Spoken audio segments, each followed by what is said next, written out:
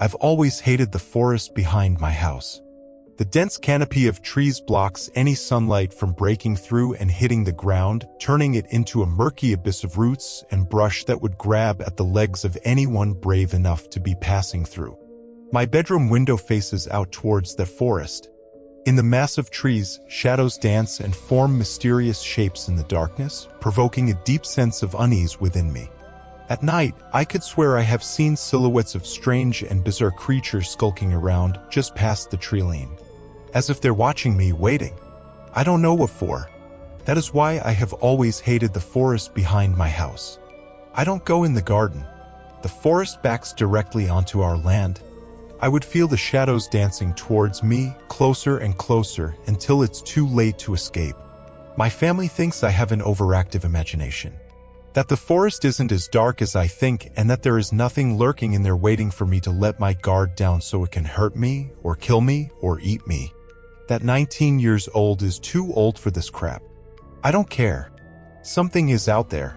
Something nasty. My younger brother, Kyle, likes to make fun of me. He's only a year younger than me, and having grown up so close in age, he knows very well how to get under my skin. Ever since I warned him about the shadows years ago, he has made fun of me for it. Last year, he tricked me into the forest and left me there when I wasn't looking. Alone and afraid, I could feel the suffocating darkness closing in on me from all around, the shadows lurking within. I could feel something brushing against my shins, almost wrapping itself around me, before my dad managed to pull me out and carry me home. I didn't know what it was that I had felt. Not at the time. It must have been slithering through the knee-high brush, invisible to anyone who wasn't looking out for it. It felt prickly against my legs and left deep scratches. Unsurprisingly, by my parents, this was chalked down to being thorns. Thorns? No, I know what I felt, and it wasn't any damn thorns. It felt warm and fleshy, like the skin of some unimaginable creature, with spines along its body. I had also briefly felt something rough and wet, which left a long scrape around my ankle that was not unlike a road rash. This was the first time that the shadows had manifested themselves physically to me. It was the moment I knew that what I had been seeing all these years wasn't some trick of the imagination, twisting the darkness and manipulating my eyes into seeing what wasn't there. After that day, the shadows were not just shadows anymore. If I looked out of my bedroom window at night, I could see the fleshy body of what I now realized was just one creature stalking through the forest in the dark, having previously taken the forms of many differently shaped shadows as the moon positioned itself at different points across the sky throughout the night.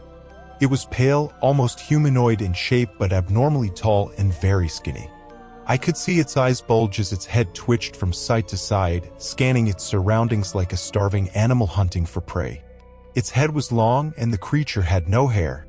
But the mouth was the worst part. The creature's mouth wrapped right the way across the front of its face and opened so wide it's as if its whole face was peeling open to reveal rows upon rows of short but razor-sharp teeth. But the most disgusting part of its mouth was the tongue. Its tongue was as wide as its face and twice as long. It's no wonder its mouth had to open so wide. And just when I thought things couldn't get even worse, I noticed it had begun to come closer. What used to stalk behind the tree line was now gradually further in front of it each night. A couple of weeks ago, I could see the top of its head stood behind my garden fence. My garden fence that is 7 feet tall. A few nights ago, I saw it in my garden on all fours, rooting through the trash with its tongue. I felt sick. What was I going to do? If it came any closer, it would be practically in my bedroom. Stupidly, I decided to confide in my brother. Yeah, he made fun of me, but who else could I go to? My parents were on the verge of sending me to the psych ward, and my friends laughed at me whenever I brought it up. Plus, I know that he'd seen it too. He denied it around my parents because of how they reacted to me bringing it up, but he admitted last week to seeing it in the garden at the same time I did. His idea a couple days later makes me wish I had never told him. Because Kyle told me he wanted to go and hunt it down. I told him that was the stupidest damn idea he'd ever had, that we would get ourselves killed, and there was no way I was stepping foot in that forest. His excuse was that there was two of us, and two were stronger than one, but I thought that when it's two teenagers against a supernatural being, we stood no chance.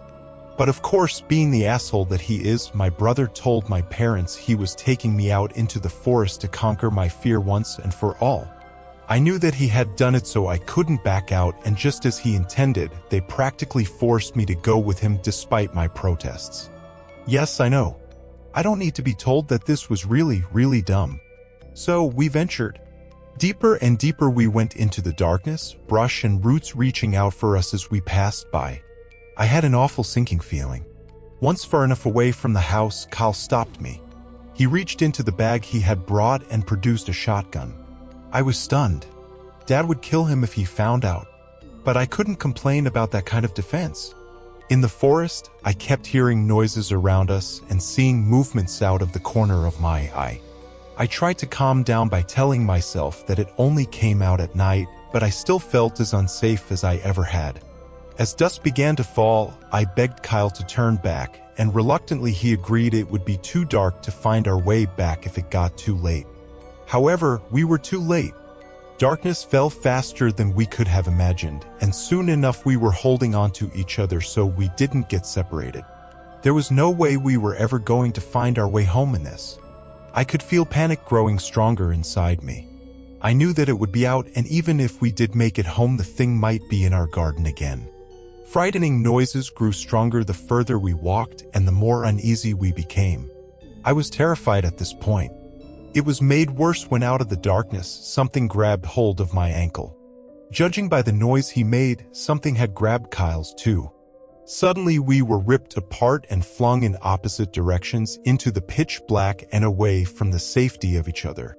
I landed in a heap among a pile of leaves and sticks, and I could hear Kyle screaming in the distance. I had no idea how far we had been thrown, but he sounded farther away by the second. By now I had realized that the creature had found us and sounded as though it was dragging Kyle along with it wherever it was going. Adrenaline pumped through me. I hauled myself up off the ground and sprinted after the sound of my brother's distressed cries, not thinking about what I would do if I caught up to them. A shotgun blast echoed through the trees, making my ears ring. Was that him? I mean, who else could it have been? My legs were stinging from all the cuts I gained while running through the brush, but I kept going, determined to find Kyle. After a few minutes, his cries drifted too far away for me to hear anymore. I fell to my knees, defeated and terrified. I felt my way through the forest and found an opening in a tree. Sobbing, I curled up inside and hoped that I would make it to dawn. Hours later, it was even darker than when Kyle and I had been separated. I had somehow managed to fall asleep in my little tree hole, but I was awoken by a loud crunch nearby. I held my breath. Could it be Kyle? Or could it be the creature, now on the prowl looking for me, having caught and done unthinkable things to my brother? I didn't want to imagine where Kyle was right now. Tears of terror welled up in my eyes as two large white orbs slowly peered from the right and into my tree hole, looking directly at me. It was looking directly at me, and I could have sworn that a glimpse of a smile appeared across its disgusting mouth as its tongue lashed at my face. I screamed. It was like no pain I had ever felt before. Like acid-coated sandpaper, it felt as though it had taken off a chunk of my face. There was no time to assess the damage before it lashed at me again, gripping my ankle and yanking me out of the hole, dragging me through the brush. It was so fast. My already wounded face was pulled through the dirt and twigs on the forest floor, and from somewhere nearby another gunshot rang out. What the hell? There's no way that could be Kyle, right? The creature wasn't fazed. It continued to haul me across the ground. At some point, my head crunched against a rock in the mud and I blacked out. I don't know how long I was out. I awoke strung up in a dingy wet cave, my body aching and stinging. It reeked, although I couldn't figure out what the smell was. It was almost metallic and meaty.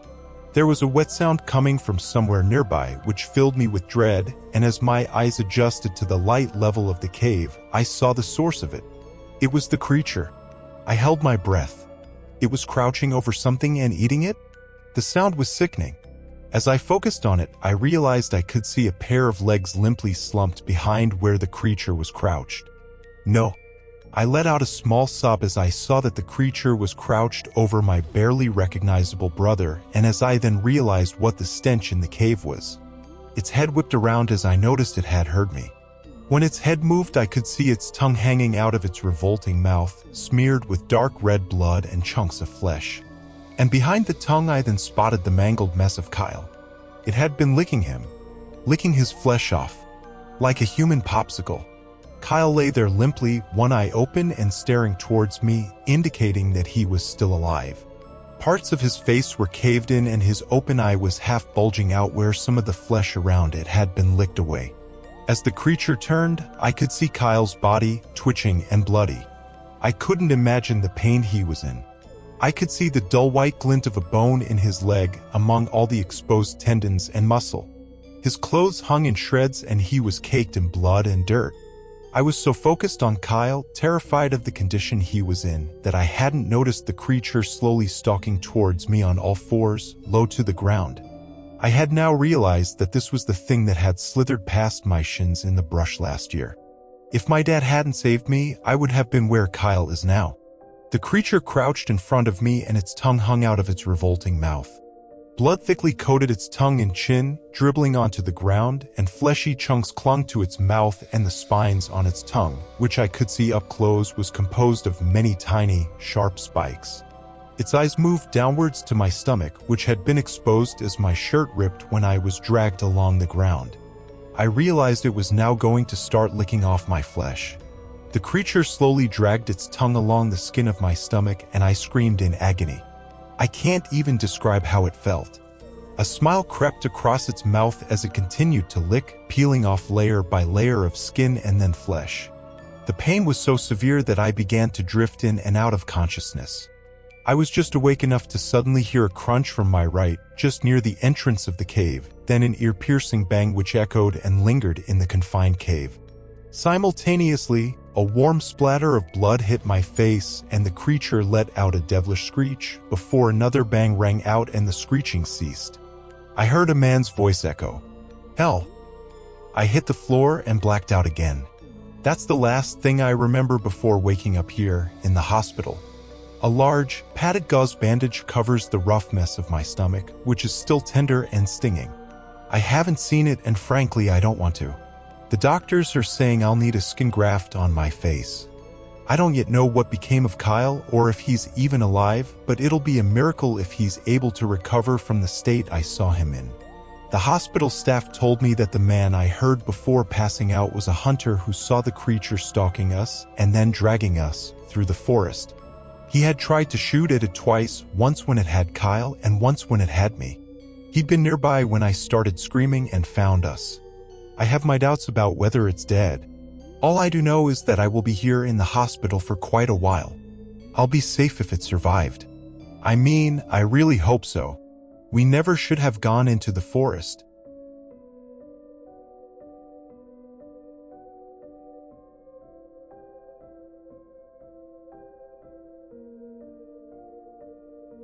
Within this tranquil yet enigmatic setting, a young police officer by the name of John, sturdy in stature and unwavering in his dedication to duty, found himself confronted with a series of events that defied all rational explanation, leaving an indelible mark upon his psyche for decades to come. The year was the 1990s, an era marked by its own unique blend of simplicity and mystique, where the passage of time seemed to hang heavy in the air, thick with the weight of untold stories and whispered secrets. It was amidst this backdrop that John, a man in the prime of his youth, donned the uniform of law enforcement, ready to uphold order and protect the peace within the confines of his quaint hometown. As the sun dipped below the horizon and shadows stretched like tendrils across the deserted streets, John embarked upon his nightly patrol, navigating the labyrinthine roads that wound through the outskirts of town. These forgotten byways, shrouded in the cloak of darkness and enveloped by the dense embrace of ancient woods, held secrets known only to the creatures of the night and the silent sentinels who traversed their winding paths. It was amidst this eerie solitude that John's journey took an unexpected turn as his keen eyes caught sight of a solitary figure standing sentinel by the roadside, a young girl, her delicate form illuminated by the pale glow of the moon, clad in a gown as white as freshly fallen snow. Bewildered by the sight of a child wandering alone in the dead of night, John brought his patrol car to a halt, his heart quickening with concern for her welfare. With a sense of duty coursing through his veins, John reached for the radio at his side, his voice steady as he relayed the peculiar encounter to his fellow officers, his words punctuated by a note of urgency. Stepping out into the cool night air, he approached the girl with cautious steps, his gaze fixed upon her slender form, her features obscured by a curtain of untamed locks that cascaded like a waterfall of ebony silk. "Are you lost, little one?" he called out, his voice gentle yet tinged with an undercurrent of apprehension. But as his words hung in the stillness of the night, the girl's reaction sent a chill coursing down his spine. She bolted into the surrounding woods with the speed and agility of a woodland sprite, her ethereal form vanishing amidst the shadows. Driven by a mixture of concern and curiosity, John followed in her wake, his footsteps echoing against the backdrop of rustling leaves and whispering branches. Yet, despite his best efforts, the girl remained always just beyond his grasp, her ghostly form flitting like a specter through the darkened depths of the forest, leaving behind nothing but the faintest echo of her presence. And so, John found himself ensnared within a macabre dance, chasing shadows and echoes through the labyrinthine corridors of the night, his senses heightened and his resolve tested with each passing moment. Until, at last, he emerged into a clearing bathed in the silvery light of the moon, its ethereal glow casting an otherworldly pallor upon the scene before him.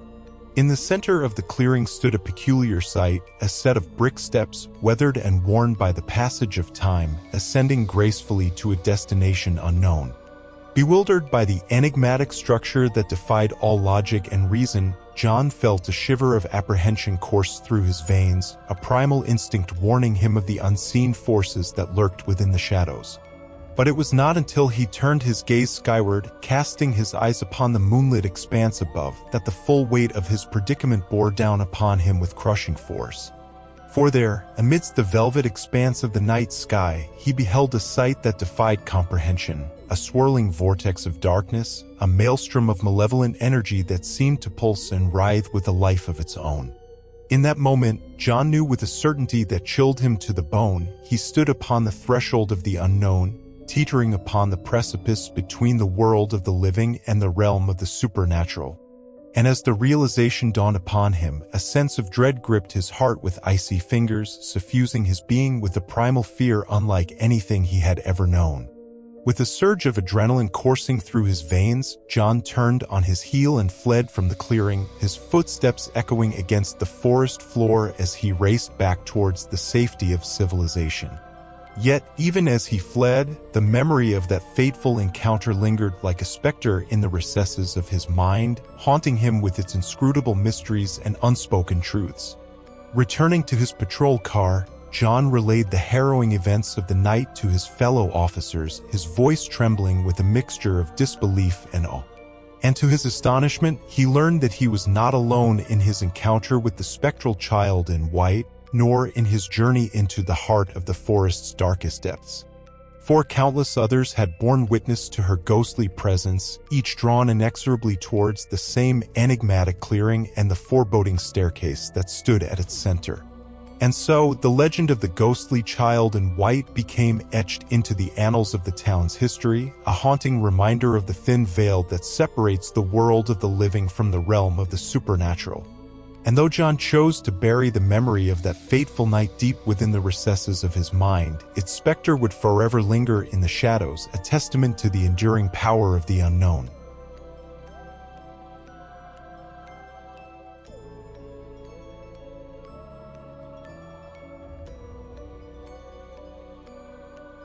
In the quiet solitude of the forest, where sunlight filters through the dense canopy above, there lies a realm of untold mysteries and hidden wonders.